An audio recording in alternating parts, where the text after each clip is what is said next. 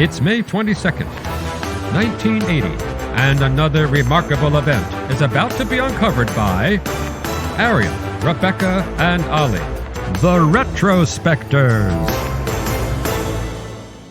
Most notable products or inventions tend to celebrate their anniversary on the day of their release, but the people behind Pac-Man, the ravenous pizza-shaped pellet-munching video game hero, celebrate the day of their first public focus test, which was Today in History in 1980. And that test was really notable for just one core success, which was that they found that Pac-Man was appealing not just to traditional gamers, i.e. spotty boys, but to people of all ages, and crucially, also to women. Which was the concept when the creator Toru Iwatani started working for Namco and developing this. I mean, it's strange to think of it as just a piece of software, isn't it? But that's what it is. This game that, might do quite well in an arcade, let's see what happens, ends up being the most successful arcade game of all time. The concept was, well, Asteroids is already out there, Space Invaders is already out there. Those do appeal to teenage boys. Arcades are seen as male spaces. You're shooting aliens with guns. What can we create that would appeal to girls as much as boys, but also crucially their parents and their grandparents as well? Yeah, and to couples as well, because, what happens when those spotty boys that you refer to get a girlfriend? The girlfriend doesn't want to come in the arcade and play the games that are just, even Pong, is a sports-themed game, really. It's not got necessarily that much appeal if you're a couple out on a date. And Iwatani kind of elaborated on his mindset in a 2010 interview with Wired. Now, there's a language and cultural barrier, and he is getting on slightly, so I'll just present with that comment. He says, and yet there was comment inherent in that framing device. I'm not going to dunk on what otherwise seems like a nice man who's done a lot of good work. However, he says, when you think about things women like, you think about fashion or fortune telling or food or dating boyfriends. So I decided to theme the game around eating. After eating dinner, women like to have dessert. Well, I found another little tidbit in that same interview where he was sort of reporting on how the focus group test went. And this thing also seems to suffer from poor translation. But basically, Iwatani said that they'd set the Pac-Man console up, or the arcade game, up in a room where couples retreat to after going and seeing the movie that they've come to see for what he said was a little enjoyment. It was like, we put it in the sex room and people actually still paid attention to it. I think you're just describing something that he doesn't know the words to Americans to explain. Probably, that existed in this sort of 5-story cinema foyer in Japan. Yeah. But the point was, it wasn't an arcade, which is a good place to test it. Since the target audience was everybody, and most games were aimed at teenage boys, this was a great place to test it, not in a video game arcade, but in a place where there are couples, there are people of different ages, and to see whether they understood instinctively what they had to do. I mean, it seems, again, bizarre to even think about that when we're all just so innately attuned to what you do in Pac-Man. Yeah. But, for example, when he first came up with the concept of a thing munching through food, he had a black screen full of fruit.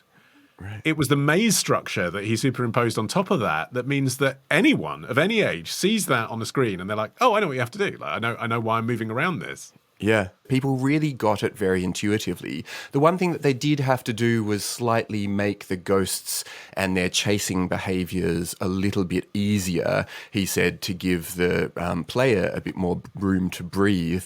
And, the way that the ghosts pursue Pac-Man is really interesting. They've all been given a different thing that is called AI, but it really, must be a very primitive version of AI. But they all have behaviors where each of them practices a different strategy. 2 of them try to corner you. One of them tries to just pursue you straight. And one of them, Clyde, is this chaos agent who just acts almost at random, sometimes pursuing you as Pac-Man and sometimes running away from you, which is fair enough because that was one of the other key aspects of the game, which was the introduction of a thing that gave you a power-up, which was really new to video gaming at the time. Yeah, there's 2 crucial elements that he did, which are genuinely groundbreaking. One is power-ups, which give you special powers when you eat them, which of course went on to be the vital ingredient of the platform games of the 80s and 90s, right? Sonic, Mario. The other is that you are controlling a character. Now, I know Pac-Man is hardly much of a character, doesn't even have eyes in the version they released in the arcade game. But he's not a vehicle or a paddle or a spaceship or a gun. He's a character who has, that he has some habits, right? He likes eating. And you are controlling him. I mean, that is a change, isn't it? And then, the thing that you say that isn't quite AI, I mean, it's an algorithm is what it is, isn't it? It's maths.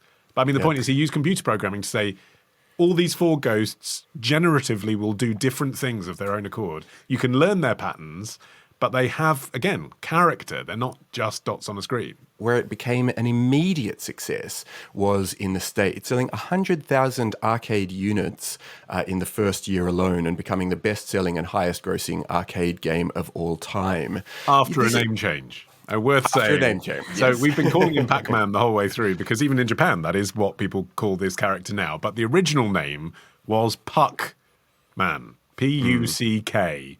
And for the US market, the people at Bally, Midway, Namco all felt that a big lurid yellow box with P-U-C-K man written on it was inviting teenage graffiti ne'er-do-wells.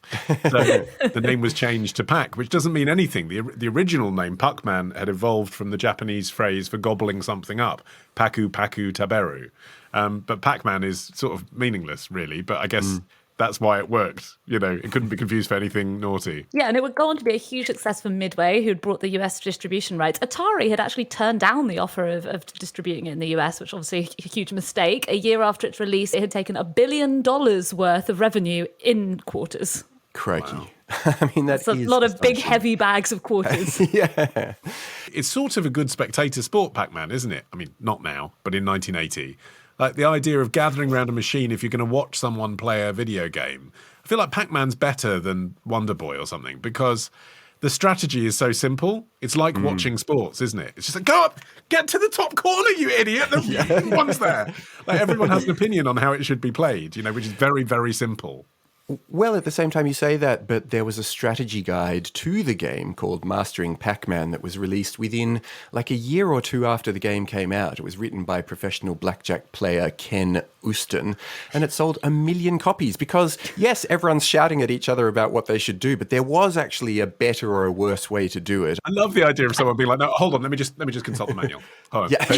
I've seen this strategy. Stop chasing me for 1 second. Right, so I have to say, if he released a book that was called Mastering Pac-Man, that is false advertising because Pac-Man can officially not be mastered, at least not in the original form that was released on this day. The level counter can only go up to 255. That means if you get to level 256, it will load as a jumbled screen. There was some kind of technical explanation for this, but I couldn't quite get my head around it. But the point is, you cannot beat level 256. However, only a handful of the most hardcore Pac-Man fans have ever actually reached that stage. Only 8 players have ever reached the perfect score, which is 3,333,360 points. Yeah, that was achieved first by Billy Mitchell in 1999, and he said that the hardest part was sitting there for that long and staying focused. I mean, obviously, that's the hardest part. Like, what would it be? Yeah, what else is it? Yeah, but it's not a game where you can take your eye off the ball, is it? Because at any moment, one of those guys is going to get you. So 256 levels, you know, even at a minute per level, that's 4 hours of gameplay of Pac-Man. You can't pause it. Yeah. You're going to slip. Yeah, I mean, the reason it glitches out is because, like, Namco just thought no one was ever going to do this. And they should have been The reason it glitches out is because it's 24 kilobytes. The original file size, to put that in perspective, the smartphone in my pocket has 64 million kilobytes on it. I mean, it's amazing to pack that much pleasure into something with 24 kilobytes in it. There was this amazing stat about how in 2010, when Google replaced its logo with the Google Doodle that was a playable version of Pac-Man, it cost the world almost 5 million human hours and $120 million in lost productivity. So it's still got that irresistibility. It's irresistible. Yeah. And it's like, I mean, very few games like that. I mean, I would say Pong and Tetris and this are the only ones where if you see it, you just have to play it. And you can play it for 10 seconds and get your fill. Yeah, and despite the fact that it became this worldwide phenomenon, Iwatani himself received no bonus, no promotion, no official recognition from Namco at all. He simply continued to work there. He worked as a designer and a producer. Other games like Time Crisis and Pole Position that, you know, were famous as well. 2007, he left to become a lecturer at Tokyo Polytechnic University. So he did not make bank off of this. It also broke other ground in spin-offs. Ms. Pac-Man, of course, we should pay credit to. Vastly different game when you put a bow on it. There was a Milton Bradley board game with little marbles. There was a Hanna-Barbera cartoon series, the first ever to be based on a video game. Well, and the video game series itself, has kind of diluted the original product. It was followed by a ridiculous number of sequels, obviously Ms. Pac-Man being the first. But as time's gone on, and they're still making them, they have an increasingly abstract link to the original concept. You can play Pac-Man World Rally, which just feels like it's gone very far away from the arcade machine that debuted on this day. Tomorrow. A lot of apologists out there are many of them, will say that he was never actually a pirate. Love the show? Support the show.